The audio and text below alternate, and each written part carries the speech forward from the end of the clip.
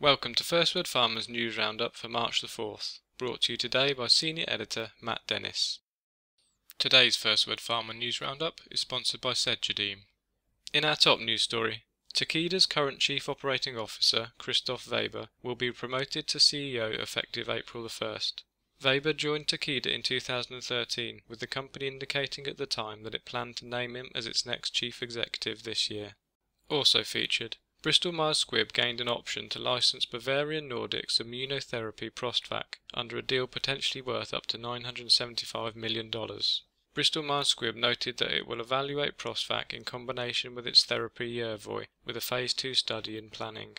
In other news, shares in Orexigen Therapeutics jumped as much as 58% on interim data showing that the obesity treatment Contrave reduced the risk of cardiovascular events. The company said that the observed effects on cardiovascular outcomes were unexpected and appear to be unrelated to weight change.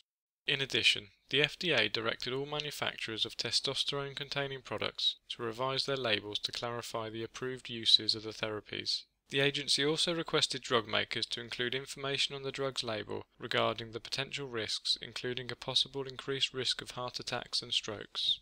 And finally, the European Commission expanded approval of Pfizer's Previn R13 for the prevention of pneumonia caused by the 13 pneumococcal serotypes in the vaccine in adults aged 18 years and older. The product's information has also been updated to include efficacy data from the Capita study. To read these and other stories in full, visit FirstWordPharma.com. Take a look at us now, the new mobile intelligence. Performing better together.